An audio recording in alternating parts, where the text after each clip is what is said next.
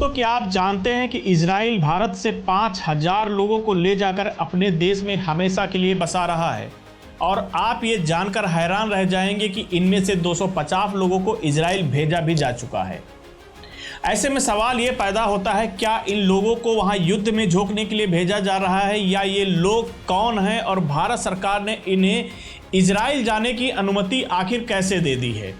मणिपुर की उन शांत और ऊंची पहाड़ियों के बीच कुछ ऐसा पक रहा है जो भारत ही नहीं बल्कि पूरी दुनिया को हैरान कर देने वाला है।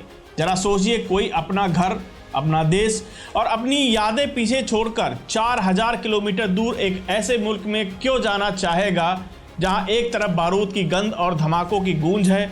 दोस्तों, नॉर्थ ईस्ट के पहाड़ों से इजराइल के रेगिस्तानों तक चलने वाला यह मिशन सुरक्षा और पहचान की एक ऐसी कहानी है जिसे सुनकर आपके रोंगटे खड़े हो जाएंगे। इजराइल की सरकार ने भारत में एक बहुत ही गोपनीय और बड़ा अभियान शुरू किया है जिसका नाम है ऑपरेशन विंग्स ऑफ डॉन। आप जानकर चौंक जाएंगे कि यह मिशन ईरान की सीमा से हजारों किलोमीटर दूर भारत के मणिपुर और मिजोरम जैसे राज्यों में चल रहा है। इस मिशन का मकसद है बनेई मेनासे समुदाय के लगभग 5000 लोगों को भारत से निकालकर तेल अवीव यानी इजराइल पहुंचाना है। अब आप सोच रहे होंगे कि आखिर ऐसा क्या हुआ कि इन लोगों को अचानक अपना वतन छोड़कर जाना पड़ रहा है। पिछले गुरुवार को ही लगभग 250 लोगों का पहला जत्था इजराइल के लिए रवाना हो चुका है। अब जरा रुकिए और इस समुदाय के इतिहास को समझिए, क्योंकि ये आपको हैरान कर देगा। आप सोच भी नहीं सकते हैं कि मणिपुर की इन पहाड़ियों में रहने वाले लोग खुद को इजराइल की खोई हुई जनजातियों का वंशज बताते हैं। बाइबल के अनुसार प्राचीन समय में इजराइल के लोग 12 जनजातियों में बटे हुए थे। इनमें से 10 जनजातियां 722 ईसा पूर्व में असीरियाई हमले के बाद गायब हो गई थी।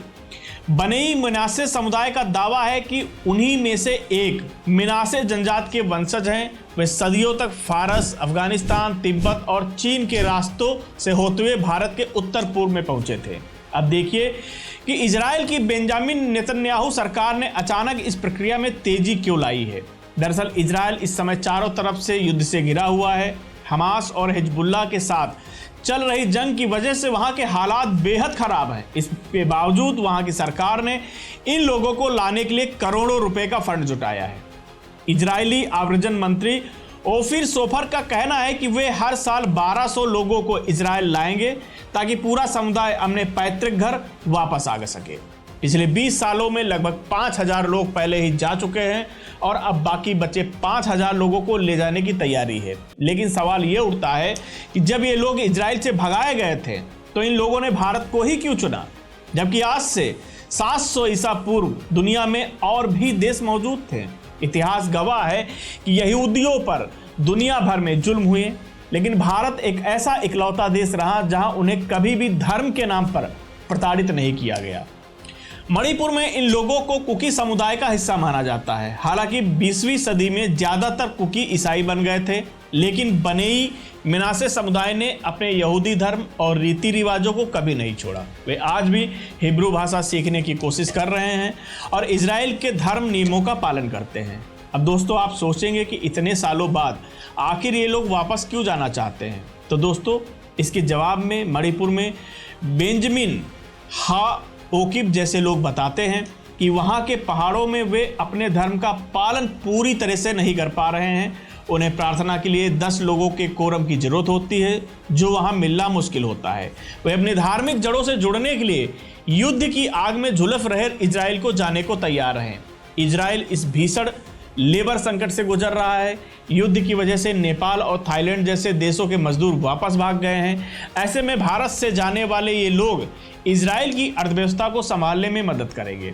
एक और चौंकाने वाली बात यह है कि जो लोग इजराइल जा रहे हैं उन्हें वहां के सबसे खतरनाक इलाकों यानी कि उत्तरी इजराइल और गैलील क्षेत्र में बसाया जा रहा है।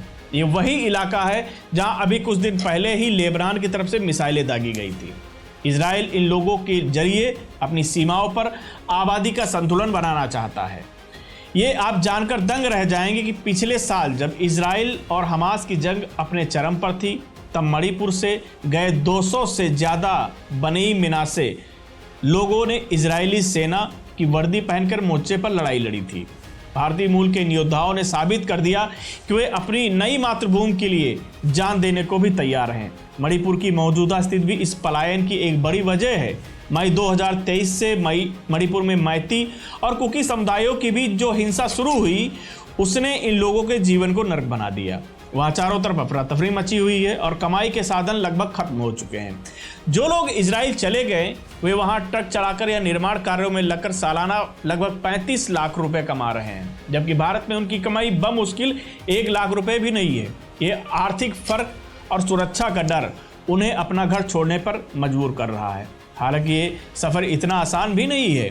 इजराइल ने बसने से बाद इन लोगों को नस्लवाद का सामना करना पड़ता है। वहाँ के लोग इन्हें इनकी शक्ल की वजह से कभी कभी विदेशी समझते हैं, लेकिन इन चुनौतियों के बावजूद डैनियल हैंगसिंग जैसे लोग कहते हैं कि भारत उनकी मातृभूमि है, लेकिन इजराइल उनका भाग्य है।